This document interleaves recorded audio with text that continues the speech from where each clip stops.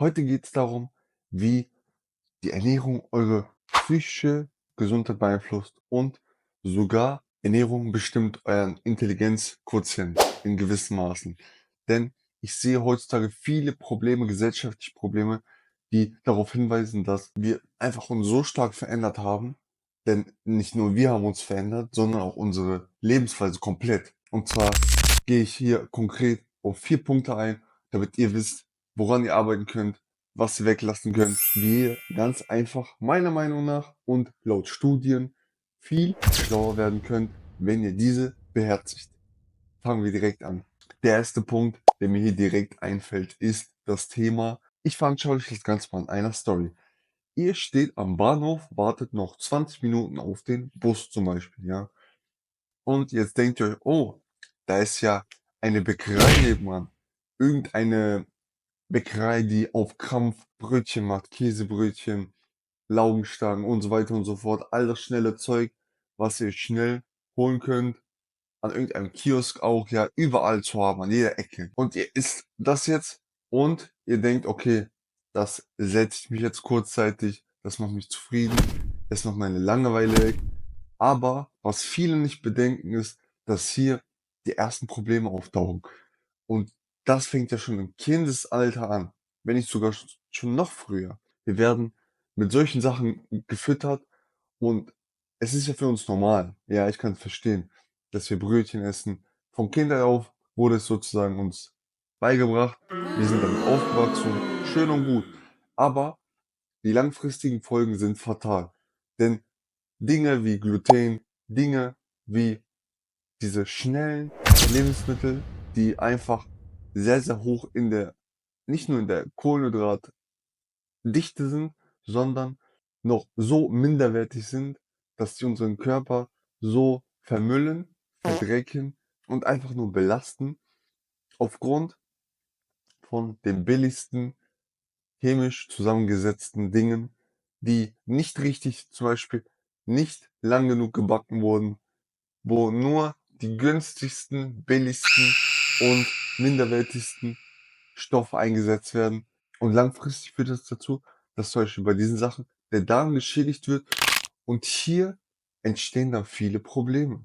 Psychische Probleme, gesundheitliche Probleme oder wir werden zum Beispiel dicker. Punkt Nummer 2 ist, man hat zum Beispiel in Studien festgestellt, dass wenn man zum Beispiel Kindern schon im Kindesalter Dinge wie Süßigkeiten oder minderwertige Nahrung gegeben hat, diese dann später auch im Intelligenzquotient, also der IQ, war automatisch auch niedriger. Überlegt euch mal, was ihr für euer Kind wollt. Wollt ihr, dass euer Kind schlau aufwächst? Wollt ihr, dass es ein gutes Leben hat, ohne Krankheiten, beziehungsweise mit weniger Krankheiten, mit weniger Stress, mit weniger Problemen in alle Lebensbereichen, weil sich das ja auf das gesamte Leben auswirkt, ja.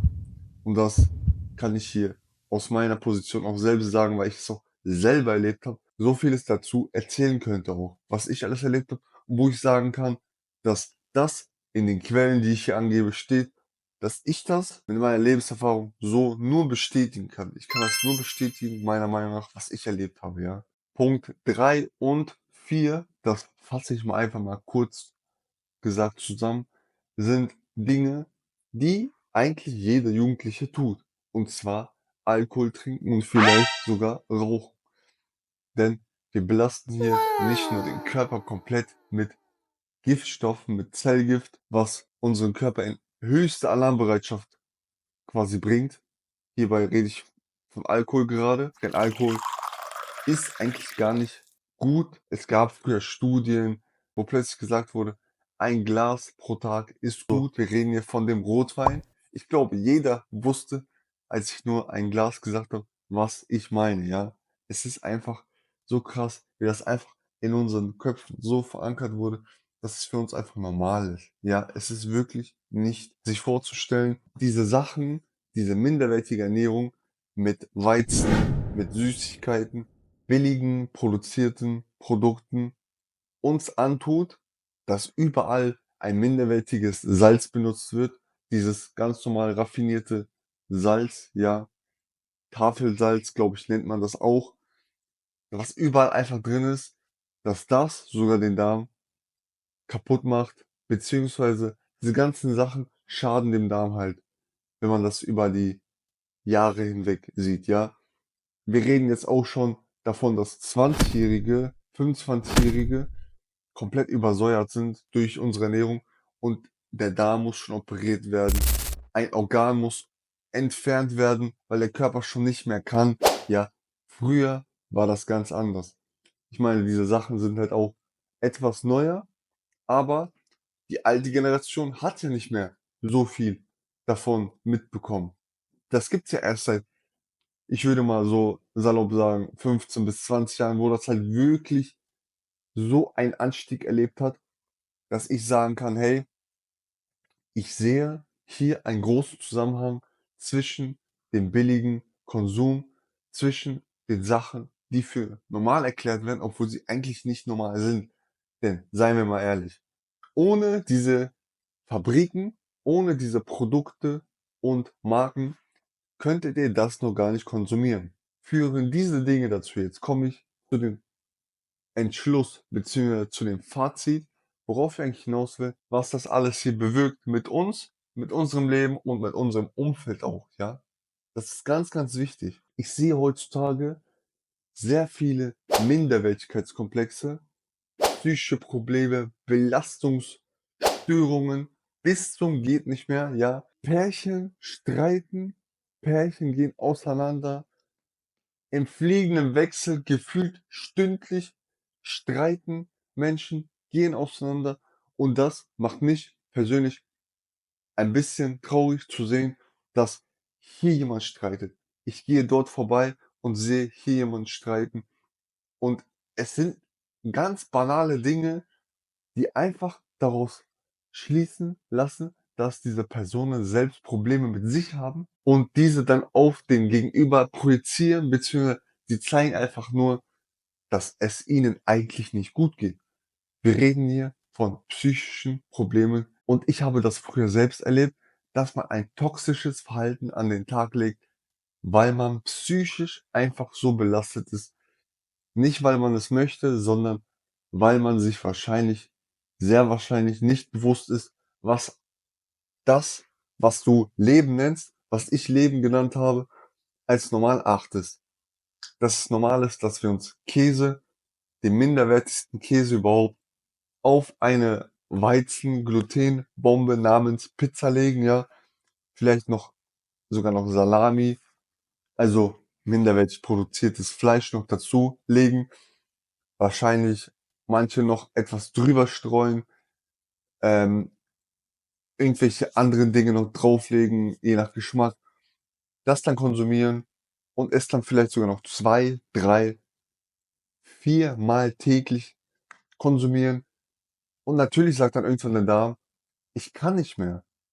Der Darm sagt dem Gehirn mehr als das Gehirn dem Darm, weil im Darm liegt alles. Mit alles meine ich 80, 90% des Immunsystems.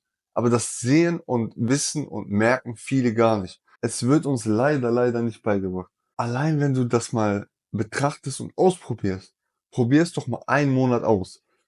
Versuch mal, dein Blut ein bisschen in Bewegung zu bringen. Versuch mal, Weißmehl, das ist ja in vielen Produkten.